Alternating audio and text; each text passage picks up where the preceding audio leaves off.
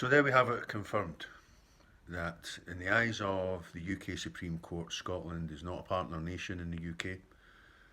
It is a colony of England, and that this is not a union of equals, it's a prison house of nations, against which any democratic right to self-determination is quashed under the weight of these semi-feudal institutions such as the UK Supreme Court. I hope and expect that Nicola Sturgeon knew this ruling would be the result, and she was just going through the motions to take as many people with her on this journey towards independence, exhausting all legal, constitutional, political means by which to bring Westminster to its senses and issue a Section 30 in order to amend the reserve powers so that we can hold a second referendum, which she definitely has a mandate for, especially in the wake of Brexit. I've said it too many times, but I'll say it again. 62% of people in Scotland voted to remain. Every one of Scotland's 32 local authorities have voted to remain.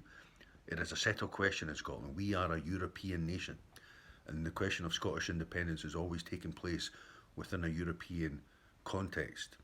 Going back to the Treaty of Lubeck, going back to the old alliance, we are a European nation. It's stamped into our national DNA. But this union of 1707 was not a voluntary union. It was cobbled together behind the backs of the masses in Scotland by a corrupt elite for all the baubles that they could gain in the short term from their English counterparts. The union was made because Scottish merchants wanted access to English colonies to sell their wares, and the English wanted to forestall the possibility of an invasion of England being mounted by France using Scotland as a springboard during the wars of the Spanish Succession. This is the historical background to this rancid union forged in hell. And this hell is in front of our eyes for all to see. Poverty, food banks, corruption, semi-feudal institutions, unelected head of state, unelected second chamber, the arcane nature of the British Constitution, which is not a constitution because it's not written down anywhere. It's made up as it goes along, supposedly based on a set of precedents and traditions. Those traditions are the traditions of the morgue.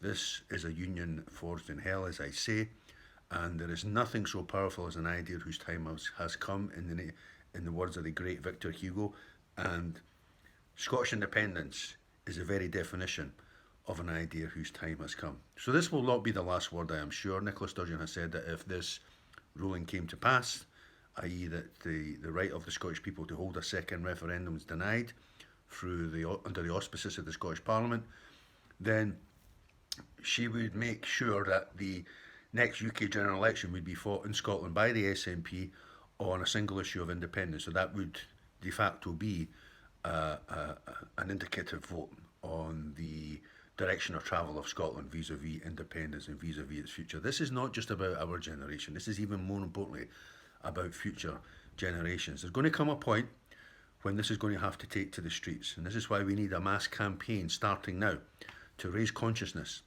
to chafe against this impertinence, this colonial ruling by the UK Supreme Court. This move towards independence will move behind Nicola Sturgeon, but at a certain point it's going to move beyond Nicola Sturgeon. Sorry for all the cultists out there. I support her in what she's doing right now, but I don't think she's the one who's going to lead it on the streets. There's not going to be a leadership. It's going to be the masses who will lead this. This will have to be from the bottom up. We will have to shift the ground under the feet of these fucking bastards down south to make them understand that this question is not going away, and it's only going to get worse if they don't fall into line with democratic principles, the democratic principles that they continue to boast that they represent around the world. They don't even represent them in their own fucking state. Look at Ireland. Look at the struggle in Ireland.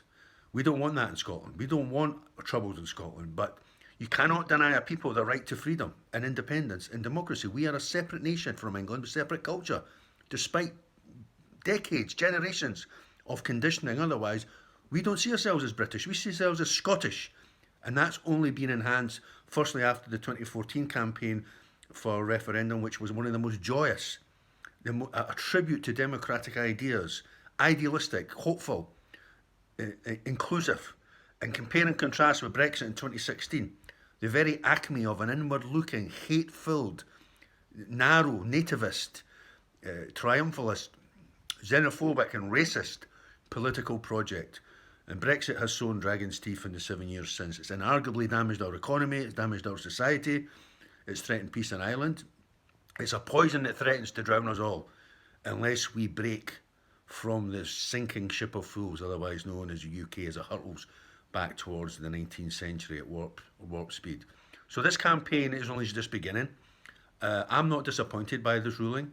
I actually think it's useful in raising consciousness in Scotland as to the real status that we enjoy as part of this supposed union. It's not a union, it's a colonial project, and we in Scotland are but one colony of this English colonial project. Peace out.